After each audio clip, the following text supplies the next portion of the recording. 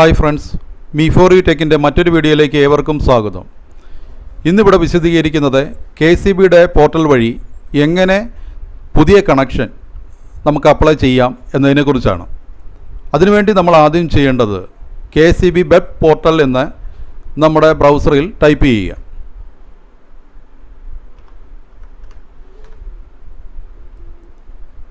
അങ്ങനെ വരുന്ന വിൻഡോയിലെ ആദ്യം കാണുന്ന KCB വെബ് സെൽഫ് സർവീസ് അവിടെ തന്നെ ക്ലിക്ക് ചെയ്താൽ ഇങ്ങനെ വന്ന പോപ്പപ്പ് അത് നമുക്ക് ക്ലോസ് ചെയ്യാം.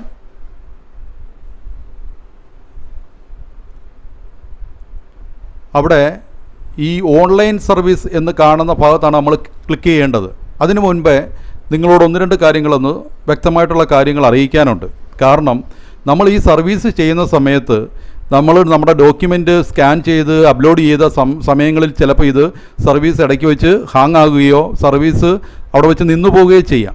അത് ഒഴിവാക്കാനായിട്ട് നമുക്ക് ആദ്യം വേണ്ട ഡോക്യുമെൻറ്റ്സൊക്കെ സ്കാൻ ചെയ്ത് അത് വെക്കേണ്ടത് അത്യാവശ്യമാണ്. അപ്പോൾ എന്തെല്ലാം ഡോക്യുമെൻറ്റ്സാണ് നമ്മൾ കരുതേണ്ടത് എന്നതിനെക്കുറിച്ചാണ് ഇപ്പോൾ ഇവിടെ ഞാൻ പറയുന്നത്. അത് ശ്രദ്ധാപൂർവ്വം നിങ്ങൾ കേട്ട് അത് കൃത്യമായിട്ട് തന്നെ അപ്ലോഡ് ചെയ്ത് വെച്ചേക്കുക. ആദ്യം തന്നെ നമുക്ക് വേണ്ടത് നിങ്ങളുടെ ഒരു ഫോട്ടോയാണ്. അതുപോലെ തന്നെ നിങ്ങളുടെ ഒരു ID കാർഡ്, അത് വോട്ടർ ID ആകാം, അതുപോലെ തന്നെ ആധാർ കാർഡാകാം. ഇത് എന്തു തന്നെയായാലും ആധാർ കാർഡാണെങ്കിൽ അത് JPG ഫോർമാറ്റിൽ 1 MB താഴെ സൈസിൽ അത് അപ്ലോഡ് ചെയ്ത് വെക്കുക. ആ ഫോട്ടോ നിങ്ങളുടെ ഒരു പാസ്പോർട്ട് സൈസ് ഫോട്ടോ അപ്ലോഡ് ചെയ്ത് വെക്കുക. അതുപോലെ തന്നെ നമ്മുടെ ലാൻഡ് ടാക്സ് റെസിപ്റ്റോ ബിൽഡിങ്ങായിട്ട് നമുക്ക് ബന്ധപ്പെടുന്ന രീതിയിൽ ആ ബിൽഡിങ്ങിൻ്റെ ഓണർ നമ്മളതാണെന്ന് തെളിയിക്കുന്ന രീതിയിലുള്ള ഏതെങ്കിലും രേഖകൾ നമ്മുടെ കൈവശമുണ്ടെങ്കിൽ ആ രേഖകൾ നമ്മൾ ഇത്രയും 1 MB താഴെ ഫയൽ സൈസിൽ അപ്ലോഡ് ചെയ്ത് വെക്കേണ്ടത് അത്യാവശ്യമാണ്. ഇത്രയും കാര്യങ്ങൾ ശ്രദ്ധിച്ചു കഴിഞ്ഞ് നിങ്ങൾ ഈ സർവീസിലെ ഓൺലൈൻ സർവീസിലേക്ക് പോവുക. അപ്പോൾ ഇങ്ങനെ ഒരു ഇൻ്റർഫേസിലേക്ക് വന്നു. ഇവിടെ കസ്റ്റമർ സർവീസ് എന്ന് കൊടുത്തതിൻ്റെ നേരെ താഴെ ഒരു ബ്ലൂ കളറിൽ കാണുന്ന ന്യൂ കണക്ഷൻ, അതിൻ്റെ തൊട്ട് താഴെ നമുക്ക് കാണാം ലോ ടെൻഷൻ. ഈ ലോ ടെൻഷൻ എന്ന് ഉദ്ദേശിക്കുന്നത് ഗാർഹിക ആവശ്യങ്ങൾക്കുള്ള വൈദ്യുതി കണക്ഷന് വേണ്ടിയുള്ള ആപ്ലിക്കേഷന് ഭാഗമായിട്ടുള്ളതാണ്. അതുപോലെ ഹൈ ടെൻഷനുണ്ട് എന്ന് വെച്ചാൽ കൂടുതൽ വോൾട്ടേജ് വേണ്ട, ലോഡ് കിലോ വാട്ട് വോൾട്ട് വേണ്ട സ്ഥാപനങ്ങൾക്കുള്ളതാണ്. അപ്പോൾ അത് പ്രത്യേകം നിങ്ങളത് മനസ്സിലാക്കുക. നമുക്കിപ്പം വേണ്ടത് ഗാർഹിക ആവശ്യങ്ങൾക്കുള്ള ഒരു ആപ്ലിക്കേഷന് പുതിയ കണക്ഷനുള്ള അപേക്ഷ വെക്കുക എന്നുള്ളതാണ് ഞാനിവിടെ ചെയ്യുന്നത്. നിങ്ങൾക്കത് പ്രത്യേകം ശ്രദ്ധിക്കാം. ഇവിടെ ലോ ടെൻഷൻ ഞാൻ ക്ലിക്ക് ചെയ്യുന്നു. അവിടുന്ന് വന്നപ്പോൾ ഇങ്ങനെ ഒരു ഇൻ്റർഫേസ് വന്നു. ഇവിടെ നമുക്ക് നോൺ ഡൊമസ്റ്റിക് LT ഉണ്ട്. ഈ നോൺ ഡൊമസ്റ്റിക് LT എന്ന് പറഞ്ഞാൽ മുമ്പേ പറഞ്ഞത് തന്നെയാണ്. കാരണം ഗാർഹിക ആവശ്യങ്ങൾക്ക് അല്ലാതെ യൂസ് ചെയ്യുന്ന സ്ഥാപനങ്ങൾക്ക് വൈദ്യുതി കണക്ഷൻ അപേക്ഷിക്കുമ്പോൾ നമ്മൾ നോൺ ഡൊമസ്റ്റിക് LT ആണ് യൂസ് ചെയ്യേണ്ടത്. കാരണം സ്ഥാപനങ്ങളെ, ഓഫീസുകളെ, കടകളെ, കച്ചവട സ്ഥാപനങ്ങളെ, മില്ലുകളെ, ഇങ്ങനെയൊക്കെയുള്ള സ്ഥാപനങ്ങൾക്ക് നമുക്ക് നോൺ ഡൊമസ്റ്റിക് LT അത് ഉപയോഗിക്കുകയും ഗാർഹിക ആവശ്യങ്ങൾക്ക് ഉള്ളതിന് നമ്മൾ ഡൊമസ്റ്റിക് LT ഉപയോഗിക്കുകയും ചെയ്യുക. അതിനുശേഷം താഴേക്ക് വന്നാൽ 4 സ്റ്റെപ്പിലായിട്ടാണ് നമ്മൾ ഈ പ്രൊസീജിയർ ചെയ്ത് തീർക്കേണ്ടത്. അപ്പോൾ ആദ്യത്തെ പ്രൊസീജിയർ 1 എന്ന് പറയുമ്പോൾ അവിടെ നമുക്ക് ക്ലിക്ക് ചെയ്യുമ്പോൾ താഴെ ആരോ മാർക്കിൽ ഇതിൻ്റെ ഡീറ്റെയിൽസ് വ്യക്തമായിട്ട് കാണിച്ചിട്ടുണ്ട്. ഇതെങ്ങനെ ഓരോ പ്രൊസീജിയറും നമ്മൾ മുന്നോട്ട് പോകണമെന്ന്. സ്റ്റെപ്പ് 1, അതുപോലെ തന്നെ സ്റ്റെപ്പ് 2, സ്റ്റെപ്പ് 3, സ്റ്റെപ്പ് 4. ഇതൊക്കെ ഞാൻ ഇവിടെ ക്ലോസ് ചെയ്യുകയാണ്. ഇതൊക്കെ നിങ്ങൾ കൃത്യമായിട്ട് വായിച്ച് മനസ്സിലാക്കുന്നെങ്കിൽ മനസ്സിലാക്കുക. എനിക്കിവിടെ ഞാനതൊക്കെ കൃത്യമായിട്ട് വായിച്ച് മനസ്സിലാക്കി. അതിനുശേഷം ഞാനിവിടെ ക്ലിക്ക് ഹിയർ കൊടുത്ത് മുന്നോട്ട് പോവുകയാണ്. ഈ മുന്നോട്ട് പോകുമ്പോൾ നമുക്ക് ഒരു രജിസ്റ്റർ ചെയ്യേണ്ടത് അത്യാവശ്യമാണ്. കാരണം നമ്മൾ രജിസ്റ്റർ ചെയ്യേണ്ടത് ഉപഭോക്താവിൻ്റെ ആരാണോ കസ്റ്റമർ, ആ കസ്റ്റമറിൻ്റെ മൊബൈൽ നമ്പർ കൊടുത്തായിരിക്കണം നമ്മൾ രജിസ്റ്റർ ചെയ്യേണ്ടത്. കാരണം എന്തെന്ന് വെച്ചാൽ പിന്നീടുള്ള KCB എന്നുള്ള ഇലക്ട്രിസിറ്റി ഓഫീസിൽ നിന്നുള്ള മെസ്സേജുകളും മറ്റു കാര്യങ്ങളും എല്ലാം വരുന്നത് ഈ മൊബൈൽ നമ്പറിലേക്കായിരിക്കും. അത് പ്രത്യേകം ശ്രദ്ധിക്കുക. കസ്റ്റമറുടെ മൊബൈൽ നമ്പർ തന്നെ യൂസ് ചെയ്ത് നമുക്ക് ഇത് രജിസ്റ്റർ ചെയ്യേണ്ടത് അത്യാവശ്യമാണ്. അപ്പോൾ ആദ്യം തന്നെ ലോ ടെൻഷൻ വന്നു. ഇനിയും കസ്റ്റമറുടെ മൊബൈൽ നമ്പർ ഇവിടെ കൃത്യമായിട്ട് എൻ്റർ ചെയ്യുക.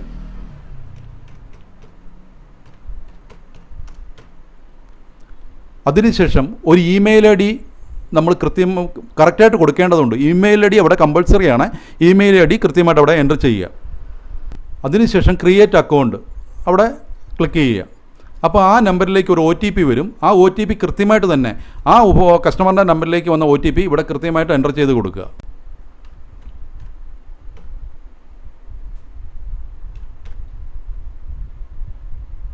അത് വെരിഫൈ ചെയ്യുക. ഇവിടെ നമുക്ക് ആദ്യത്തെ സെക്ഷനായിട്ട് വന്നിരിക്കുന്നത് നമ്മളിവിടെ അതിൻ്റെ ഡിസ്ട്രിക്റ്റ് നമ്മുടെ ഏതാണോ നമ്മൾ ഈ ലൊക്കേറ്റ് വൈദ്യുത കണക്ഷൻ ആവശ്യമുള്ള ആ ഡിസ്ട്രിക്റ്റ് കൃത്യമായിട്ട് ഇവിടെ സെലക്ട് ചെയ്ത് കൊടുക്കേണ്ടതുണ്ട്. അത് കൃത്യമായിട്ട് സെലക്ട് ചെയ്ത് കൊടുക്കുക. അതുപോലെ തന്നെ ഏതാണോ KCB സെക്ഷൻ അത് കൃത്യമായിട്ട് നമ്മളിവിടെ എൻ്റർ ചെയ്ത് കൊടുക്കേണ്ടതുണ്ട്. അതും സെലക്ട് ചെയ്ത് കൊടുക്കുക.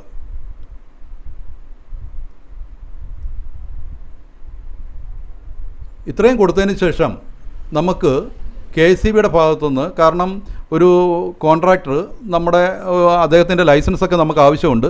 അപ്പോൾ അവിടുന്ന് ഒരു സ്ലിപ്പ്, ഒരു ലെറ്റർ, ഒരു ഫോം ആപ്ലിക്കേഷൻ നമുക്ക് തരും. അത് വിശദമായിട്ട് ഒരു സർട്ടിഫിക്കറ്റ് പോലുള്ളതാണ്. അത് വിശദമായിട്ട് നോക്കിയിട്ട് എത്ര ലോഡാണ് നമ്മുടെ ആവശ്യങ്ങൾക്ക് വേണ്ടത്, നമ്മുടെ ഗാർഹിക ആവശ്യങ്ങൾക്ക് അല്ലെങ്കിൽ ഇതര ആവശ്യങ്ങൾക്ക് വേണ്ട ലോഡ്, ആ കണക്ടിവിറ്റിയാണ് നമ്മളിവിടെ കൊടുക്കേണ്ടത്. എത്ര ലോഡാണ് നമുക്ക് ആവശ്യം അത് കൃത്യമായിട്ട് ഇവിടെ നിങ്ങൾ എൻ്റർ ചെയ്യുക.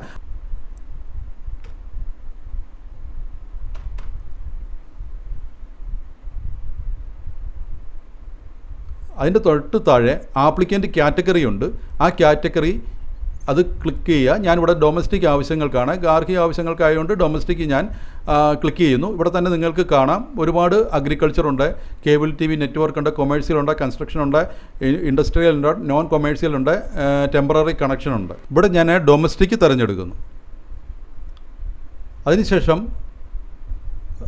ആപ്ലിക്കൻ്റ് ടൈപ്പ് ഉണ്ട്.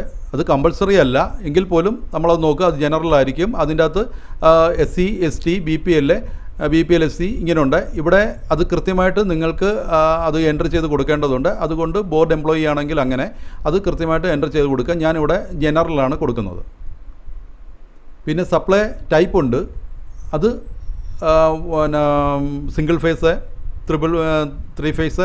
അപ്പോൾ ഞാനിവിടെ സിംഗിൾ ഫേസ് ലൈനാണ്. അതുകൊണ്ട് നമ്മൾ ഗാർഹിക ആവശ്യങ്ങൾക്കായതുകൊണ്ട് സിംഗിൾ ഫേസ് ആണ്. അതുകൊണ്ട് സിംഗിൾ ഫേസ് അവിടെ എൻ്റർ ചെയ്യുന്നു. അതുപോലെ തന്നെ പിന്നീടുള്ളത് പർപ്പസാണ്. അത് ഡൊമസ്റ്റിക് തിരഞ്ഞെടുക്കുന്നു. Proceed to fill the address, ആ കോളത്തിലേക്ക് ഞാൻ ക്ലിക്ക് ചെയ്യുകയാണ്. അപ്പോൾ ഇത്രയും ഭാഗത്ത് എനിക്ക് മറ്റ് എററൊന്നും സംഭവിച്ചില്ല. ഞാൻ പ്രൊസീഡ് ചെയ്യുകയാണ്. ഇനി അടുത്ത രണ്ടാമത്തെ സെക്ഷനിലേക്ക് വന്നപ്പോൾ നെയിം ഓഫ് ആപ്ലിക്കൻ്റ് ആണ് ആദ്യം കാണുന്നത്. ആപ്ലിക്കൻ്റെ പേര് ഇവിടെ കൃത്യമായി എൻ്റർ ചെയ്ത് കൊടുക്കുക.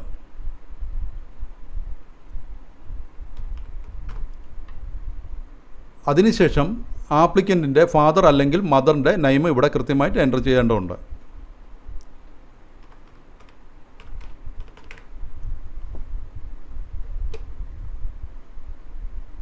അപ്പോൾ ഇവിടെ ചോദിച്ചിരിക്കുന്നു whether connection is required for an organization. അവിടെ നമുക്ക് ഓർഗനൈസേഷൻ ഉള്ളതല്ല. അതുകൊണ്ട് നമ്മൾ ഇവിടെ യേസ് കൊടുക്കേണ്ട നോയാണ്. അത് ഓട്ടോമാറ്റിക്കലി അവിടെ വന്നിട്ടുണ്ട്. അത് അങ്ങനെ തന്നെ ആണ്. അതുപോലെ പാൻ കാർഡ് നമ്പർ ചോദിച്ചിട്ടുണ്ട്. ഇവിടെ കമ്പൾസറി ഇല്ല. അതുകൊണ്ട് ഞാനിവിടെ പാൻ കാർഡ് നമ്പർ കൊടുക്കുന്നില്ല. നമ്മൾ ഇമെയിൽ നേരത്തെ കൊടുത്തിരിക്കുന്നത് കൊണ്ട് ഇമെയിൽ കൃത്യമായിട്ട് അവിടെ എൻ്റർ ചെയ്ത് വന്നിട്ടുണ്ട് ഓട്ടോമാറ്റിക്കായിട്ട്. GST അതുള്ളവർ GST കൊടുക്കേണ്ടതുണ്ട് സ്ഥാപനങ്ങൾക്കൊക്കെ ആണെങ്കിൽ. ഇവിടെ മൊബൈൽ നമ്പർ ഓട്ടോമാറ്റിക്കായിട്ട് നമ്മൾ കൊടുത്തിരിക്കുന്നത് തന്നെ കസ്റ്റമറിൻ്റെ മൊബൈൽ നമ്പർ ഇവിടെ വന്നു. പിന്നെ ഏറ്റവും പ്രത്യേകം ശ്രദ്ധിക്കേണ്ടത് ഇവിടെ ഒരു വെബ് ട്രാൻസാക്ഷൻ ID ഉണ്ട്. അത് ഞാൻ സെലക്ട് ചെയ്ത് കാണിക്കാം. ഇവിടെ ഒരു ഓറഞ്ച് കളറിൽ കാണുന്നത് അത് നിങ്ങൾ പ്രത്യേകം നോട്ട് ചെയ്ത് അവിടെ വെക്കേണ്ടത് അത്യാവശ്യമാണ്. കാരണം ഈ നമ്മളിങ്ങനെ ചെയ്തുകൊണ്ടിരിക്കുമ്പോൾ ഈ പ്രൊസീജിയർ എവിടെയെങ്കിലും വെച്ച് എററായി മാറുകയാണെങ്കിൽ നമ്മൾക്ക് വീണ്ടും ഇത് ഫില്ല് ചെയ്ത് മുന്നോട്ട് പോകണമെങ്കിൽ ഈ വെബ് ട്രാൻസാക്ഷൻ ID അത്യാവശ്യമാണ്. അതുപോലെ തന്നെ പിന്നീട് കസ്റ്റമറിൻ്റെ OTP കസ്റ്റമറുടെ മൊബൈലിലേക്ക് വരുന്ന അല്ലെങ്കിൽ ആരാണോ ഉപഭോക്താവ് ആ വ്യക്തിയുടെ മൊബൈലിലേക്ക് വരുന്ന OTP നമുക്ക് കൃത്യമായി കിട്ടാൻ ബുദ്ധിമുട്ടുണ്ടാകും. ഈ സാഹചര്യങ്ങളിലൊക്കെ നമുക്ക് ഈ വെബ് ട്രാൻസാക്ഷൻ ID ഒരുപാട് ഉപകാരപ്പെടും. എന്തു തന്നെയായാലും ഈ വെബ് ട്രാൻസാക്ഷൻ ID നിങ്ങൾ നോട്ട് ചെയ്ത് വെക്കുക. അതിനുശേഷം ബിൽഡിങ് അല്ലെങ്കിൽ പ്ലോട്ട് നമ്പർ അത് കൃത്യമായിട്ട് ഇവിടെ ചോദിക്കുന്നുണ്ട്. അത് കൃത്യമായിട്ട് ഇവിടെ കൊടുക്കുക. ബിൽഡിംഗ് നെയിം, ബ്ലോക്ക്, വാർഡ്, ഒരു ബിൽഡിങ്ങിൻ്റെ പേര്, നമ്മുടെ ഹൗസ് നെയിം കൊടുക്കുക.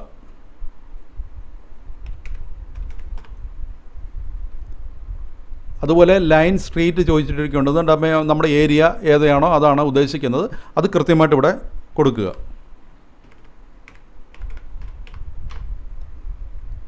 അതിനുശേഷം ഒരു ലാൻഡ് മാർക്ക് ഇവിടെ ഉണ്ടെങ്കിൽ നമുക്കത് കൊടുക്കാം. കാരണം പെട്ടെന്ന് KCBയിൽ നിന്ന് അവർക്ക് നമ്മളെ ഐഡൻറ്റിഫൈ ചെയ്ത് തരാൻ ഈ ലാൻഡ് മാർക്കൊക്കെ നമുക്ക് കൊടുക്കുന്നത് വളരെ ഉപകാരപ്രദമായിരിക്കും. അത് പ്രത്യേകം ശ്രദ്ധിക്കുക. അത് പിന്നീട് കൊടുക്കേണ്ടത് ഡിസ്ട്രിക്റ്റാണ്. അത് ഓട്ടോമാറ്റിക്കായിട്ട് അവിടെ ഡിസ്ട്രിക്റ്റ് വന്നിരിക്കുന്നു. നമ്മൾ നേരത്തെ അത് സെലക്ട് ചെയ്തിരുന്നു. പിന്നെ നമ്മൾ കൃത്യമായിട്ട് പിൻകോഡ് എൻ്റർ ചെയ്ത് കൊടുക്കുക. അത് കമ്പൾസറി ആണ്. പിന്നെ വില്ലേജാണ്. ആ വില്ലേജ് നമുക്കിവിടെ ഈ സെക്ഷനിൽ നിന്ന് നമുക്ക് തിരഞ്ഞെടുക്കാം. അത് കൃത്യമായിട്ട് അവിടെ തിരഞ്ഞെടുത്ത് കൊടുക്കുക. പിന്നെ സർവേ നമ്പർ, അത് നമുക്ക് കമ്പൾസറി അല്ല. നമുക്ക് സർവേ നമ്പരും മറ്റു കാര്യങ്ങളൊക്കെ അറിയാമെങ്കിൽ അവിടെ നമുക്ക് സർവേ നമ്പർ അറ്റാച്ച് ചെയ്യാം. അത് കോമ ഇട്ട് അതിൻ്റെ സബ് ഡിവിഷൻ നമ്പർ നമുക്ക് കൊടുക്കാം. അപ്പോൾ പിന്നെ അതിൻ്റെ താഴെ ഒരു ഇതുണ്ട്, whether communication address same as premises address എന്ന്. അപ്പോൾ അത് ഈ അഡ്രസ്സ് തന്നെയാണ് നമ്മൾ യൂസ് ചെയ്യുന്നതെങ്കിൽ നമുക്കിവിടെ യെസ് കൊടുക്കാം. ഞാനിവിടെ യെസ് കൊടുക്കുന്നു.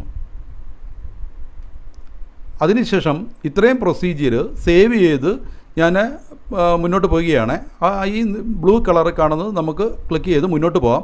അതുപോലെ തന്നെ പ്രീവിയസ് സ്റ്റെപ്പിൽ പോയി എന്തെങ്കിലും നമുക്ക് എഡിറ്റ് ചെയ്യാനുണ്ടെങ്കിൽ നമുക്കിവിടെ ബാക്കിലേക്ക് പോവുകയും ചെയ്യാം. ഞാനിത് മുന്നോട്ട് പോവുകയാണ്. മൂന്നാമത്തെ സെക്ഷനിൽ വന്നിരിക്കുന്നത് സ്റ്റാറ്റസ് ഓഫ് ആപ്ലിക്കൻ്റിനാണ്. അപ്പോൾ നമ്മളിവിടെ ക്ലിക്ക് ചെയ്യുമ്പോൾ ഓണറുണ്ട്, ടെനൻ്റ് ടെനൻറ്റ് എന്ന് പറഞ്ഞ് ഉദ്ദേശിക്കുന്ന വാടകക്കാരനാണ്. അതുപോലെ തന്നെ ഓണർ, ഇത് ഓണറാണ്. ഓണർ സമർപ്പിക്കുന്ന അപേക്ഷയാണ്, ഓണർ കൊടുക്കുന്നു. പിന്നെ അടുത്ത് തന്നെ others property to be crossed over, മറ്റുള്ളവരുടെ പ്രോപ്പർട്ടിയിലൂടെ ഇത് ക്രോസ് ചെയ്യുന്നുണ്ടോ, നമ്മൾ ഈ ലൈൻ വലിക്കുമ്പോഴും മറ്റു കാര്യങ്ങൾക്ക് ക്രോസ് ചെയ്യുന്നുണ്ടോ, അവിടെ ഞാൻ നോ കൊടുത്തു. അതുപോലെ തന്നെ അടുത്ത സെക്ഷനിലായിട്ട് പറയുന്നത് whether the premises is located inside the high rise building or commercial industrial, അതുപോലെ തന്നെ റെസിഡൻ്റൽ കോംപ്ലക്സ് ഫ്ലാറ്റ് എന്നിപ്പോൾ ഈ വലിയ ബിൽഡിങ്ങിൻ്റെ ഒരു റൂമിലാണോ നിങ്ങൾക്ക് ഈ കറണ്ടിൻ്റെ ആവശ്യമുള്ളത്, അതിൻ്റെ ഏറ്റവും ചേർന്നുള്ള ഭാഗങ്ങൾക്കാണോ നിങ്ങൾക്ക് ഈ കറണ്ടിൻ്റെ ആവശ്യമുള്ളത് എന്നാണ്. വലിയ കോംപ്ലക്സ്, ഇൻഡസ്ട്രിയൽ ഏരിയ, ബിൽഡിങ്, ഇതിൻ്റെ ഏതെങ്കിലും ഒരു ഭാഗത്താണോ, അതിൻ്റെ ഏതെങ്കിലും ഒരു ഭാഗത്തെ ഗാർഹിക ആവശ്യത്തിന് വേണ്ടിയാണോ ഈ ഓണർഷിപ്പ് അല്ല ഈ ഒരു ന്യൂ കണക്ഷൻ ആവശ്യം എന്നാണ് ചോദ്യം. അവിടെ ഞാൻ നോ കൊടുത്തിട്ടുണ്ട്. അതുപോലെ തന്നെ തൊട്ട് ചേർന്ന് whether applicant opt to purchase meter, നിങ്ങൾ മീറ്റർ പർച്ചേസ് ചെയ്യാൻ എന്ന് വെച്ചാൽ മീറ്റർ വിലയ്ക്ക് വാങ്ങാൻ ഉദ്ദേശിക്കുന്നുണ്ടോ എന്നുള്ള ചോദ്യം അവിടെ അതുപോലെ തന്നെ നോ കൊടുത്തിരിക്കുകയാണ്. അതുപോലെ whether applicant wishes to permit security deposit and expense for the connection along with application fee. ഈ ആപ്ലിക്കേഷൻ ഫീസ് നമ്മൾ സമർപ്പിക്കുമ്പോൾ എക്സ്ട്രാ പാക്കേജ് എന്ന് വെച്ചാൽ നമുക്ക് ഒരു പാക്കേജ് ഒരു ഇത്ര താരിഫ് തുക നമുക്ക് മുൻകൂർ അടയ്ക്കാം, അത് നിങ്ങൾ അടയ്ക്കുന്നുണ്ടോ എന്നാണ് ചോദ്യം. അവിടെ നമ്മൾ നോ കൊടുത്തു. അതുപോലെ തന്നെ നമുക്ക് ഈ applicant decides to particular date എന്ന് വെച്ചാൽ ഇൻസ്പെക്ഷനുള്ള ഒരു പർട്ടിക്കുലർ ഡേറ്റ് നമ്മളിവിടെ കൊടുക്കാനാണോ പറയേണ്ടത്, അത് നമ്മളിവിടെ കൊടുക്കേണ്ട ആവശ്യമില്ല. അത് KCB അവിടുന്ന് വരുന്ന സമയങ്ങളിലോ അവരോ നമ്മൾ ആപ്ലിക്കേഷൻ കൊടുത്തു കഴിയുമ്പോൾ അവരൊരു ഡേറ്റ് നമുക്ക് തരുന്നതായിരിക്കും. അതിനുശേഷം വയറിംഗ് കോൺട്രാക്റ്റിൻ്റെ ലൈസൻസ് നമുക്ക് ആവശ്യമുണ്ട്. അപ്പം ഓരോ സെക്ഷനിലും ഓരോ ഇലക്ട്രിസിറ്റിയുടെ സെക്ഷനിലും കുറേ കോൺട്രാക്ടർമാർ അവിടെ രജിസ്റ്റർ ചെയ്തിരിക്കും. അവരുടെ ഡീറ്റെയിൽസ് ഇപ്പം ഞാൻ എവിടെയാണോ ഈ ഏത് സെക്ഷനിലാണോ ഈ അപേക്ഷ സമർപ്പിക്കുന്നത് ആ അപേക്ഷ സമർപ്പിക്കുന്ന സെക്ഷനിലുള്ള കോൺട്രാക്ടർമാരുടെ ലിസ്റ്റുകളാണ് നമുക്ക് ഈ കാണാൻ കഴിയുന്നത്. അവരിലെ ആരാണോ നമുക്ക് ഈ വയറിംഗ് കോൺട്രാക്ട് ലൈസൻസിൻ്റെ ആർക്കാണോ നമ്മൾ അവരുടെയാണോ എടുത്തിരിക്കുന്നത് അത് നമ്മളിവിടെ കൃത്യമായിട്ട് ക്ലിക്ക് ചെയ്യുക. എന്നിട്ട് കംപ്ലീഷൻ സർട്ടിഫിക്കറ്റ് നമ്പറാണ് എന്ന് വെച്ചാൽ നമ്മൾ എത്ര വരെ ആയി കണക്ഷൻ, ആ അദ്ദേഹത്തിൻ്റെ കണക്ഷൻ സർട്ടിഫിക്കറ്റ് നമ്പർ എത്രാമത്തെ ആളാണ് നമ്മൾ എന്നാണ് ഉദ്ദേശിക്കുന്നത്. അവിടെ ആ തന്നിരിക്കുന്ന നമ്മൾ മുമ്പേ പറഞ്ഞു എത്ര കിലോ വാട്ടാണ് നമ്മൾ എൻ്റർ ചെയ്യേണ്ടതെന്ന് ആദ്യം തന്നെ നമ്മൾ പറഞ്ഞിരിക്കുന്നു. ആ ആപ്ലിക്കേഷനിൽ വയറിംഗ് സംബന്ധമായ വിവരങ്ങളും ഈ വിവരങ്ങളും ഒക്കെ അതിൻ്റെ അകത്ത് കാണും. അവിടുന്ന് നോക്കി ആ കൃത്യമായ നമ്പർ നമ്മളിവിടെ എൻ്റർ ചെയ്ത് കൊടുക്കുക. അതുപോലെ തന്നെ ഇത് ഇത്രയും കൃത്യമാണെങ്കിൽ ഇത് save proceed to upload required documents. അപ്പോൾ നമ്മൾ അടുത്തത് ഡോക്യുമെൻറ്റ്സ് അപ്ലോഡ് ചെയ്യാനുള്ള പ്രൊസീജിയറിലേക്ക് കിടക്കുകയാണ്. അപ്പം അവിടെ നമ്മൾ അത് ക്ലിക്ക് ചെയ്ത് മുന്നോട്ട് പോവുക. ഇവിടെ നമുക്ക് ആദ്യം നമ്മൾ സെലക്ട് പ്രൂഫ് ഐഡൻറ്റിറ്റി, നമ്മുടെ ഒരു ഐഡൻറ്റിറ്റി പ്രൂഫ്, അത് ആധാർ കാർഡാകാം, വോട്ടർ ID ആകാം, എന്താ തന്നെയാണല്ലോ അത് കൃത്യമായിട്ട് നമ്മളിവിടെ ചെയ്യുക. അവിടെ പ്രൂഫിൻ്റെ വിശദമായിട്ട് അവിടെ കാണിച്ചിട്ടുണ്ട്. ഞാൻ നേരത്തെ പറഞ്ഞിരുന്നു 1 MB താഴെയായിരിക്കണം. അത് JPG ഫോർമാറ്റിലോ PDF ഫോർമാറ്റിലോ ആവാം. അത് എത്ര തന്നെയായാലും 1 MB താഴെയായിരിക്കണം. അതുപോലെ തന്നെ സെലക്ട് പ്രൂഫ് ഓഫ് ഓണർഷിപ്പ്, നമ്മൾക്ക് ഓണർഷിപ്പിൻ്റെ തെളിയിക്കുന്ന എന്തെങ്കിലും ഒരു പ്രൂഫ് കൊടുക്കേണ്ടതുണ്ട്. ഇവിടെ ഞാൻ ലാൻഡ് ടാക്സിൻ്റെ കൊടുക്കുകയാണ്. അതുപോലെ നമ്മൾ ഓണർഷിപ്പ് സർട്ടിഫിക്കറ്റ് നമുക്കുണ്ടെങ്കിൽ അത് കൊടുക്കാം, അപ്രൂവ്ഡ് പ്ലാൻ ഉണ്ടെങ്കിൽ അത് കൊടുക്കാം, ബിൽഡിംഗ് പെർമിറ്റ് ഉണ്ടെങ്കിൽ അത് കൊടുക്കാം. ഇതൊക്കെ നമുക്ക് അപ്ലോഡ് ചെയ്യാം. അത് JPG അല്ലെങ്കിൽ PDF PNG ഫോർമാറ്റിൽ നമുക്ക് സമർപ്പിക്കാം. എന്ത് തന്നെയായാലും അതിന് 1 MB താഴെയായിരിക്കണം. അതുപോലെ തന്നെ നമ്മൾ ഫയൽ നെയിം കൊടുക്കുന്നത് മാക്സിമം 30 ക്യാരക്ടർ താഴെയായിരിക്കണം എന്നൊക്കെ ഇത് വിശദമായിട്ട് ഇതിൻ്റെ അകത്ത് കൊടുത്തിട്ടുണ്ട്. അതുകൊണ്ട് അത് പ്രത്യേകം ശ്രദ്ധിക്കുക. അതിനുശേഷം നമ്മുടെ ഒരു ആപ്ലിക്കൻറ്റിൻ്റെ ഫോട്ടോയാണ് ചോദിക്കുന്നത്. ആ ഫോട്ടോ ഞാനിവിടെ അപ്ലോഡ് ചെയ്യുന്നു. ഇത്രയും ചെയ്തതിന് ശേഷം proceed to final submission of the application. ആപ്ലിക്കേഷൻ്റെ ഫൈനൽ സബ്മിഷന് നമ്മൾ പോവുകയാണ്. അതുകൊണ്ട് ഇത്രയും എല്ലാം കൃത്യമായിട്ട് ചെയ്തതിന് ശേഷം നമ്മൾ അവിടെ പ്രൊസീഡ് ടു ഫൈനൽ ചെയ്യുക. അപ്പോൾ ഇങ്ങനെ ചെയ്യുമ്പോൾ നമ്മൾ ആദ്യത്തെ സെക്ഷനിൽ എന്താണോ എഡിറ്റ് ചെയ്തത് അത് വിശദമായിട്ട് ഇവിടെ കാണിക്കും. ഇവിടെ നമുക്ക് റീ എൻറ്റർ ചെയ്യണമെങ്കിലോ തിരുത്തണമെങ്കിലോ നമുക്ക് കൃത്യമായിട്ട് സാധിക്കും. അതുപോലെ തന്നെ രണ്ടാമത്തെ സെക്ഷനിൽ നമ്മൾ എന്താണോ നമുക്ക് എവിടേക്ക് നമ്മൾ നമ്മുടെ ഡീറ്റെയിൽസ് കൊടുത്തിട്ടുണ്ട്, അഡ്രസ് ഡീറ്റെയിൽസ്, അവിടെ എന്തെങ്കിലും മിസ്റ്റേക്ക് ഉണ്ടെങ്കിൽ നമുക്ക് അവിടെ തിരുത്താം. അതുപോലെ തന്നെ മൂന്നാമത്തെ ഈ അതർ ഡീറ്റെയിൽസ് ഉണ്ട്. ആ ഡീറ്റെയിൽസും നമുക്കിവിടെ കൊടുത്തിട്ടുണ്ട്. അതിലെന്തെങ്കിലും നമുക്ക് തിരുത്തേണ്ടത് ആവശ്യകതയുണ്ടെങ്കിൽ അതൊക്കെ ഇവിടെ തിരുത്തി പോകാവുന്നതാണ്. അതിനുശേഷം ഇതെല്ലാം ക്ലിയർ ആണെങ്കിൽ മാത്രം നമ്മൾ സബ്മിറ്റ് ആപ്ലിക്കേഷൻ കൊടുക്കുക.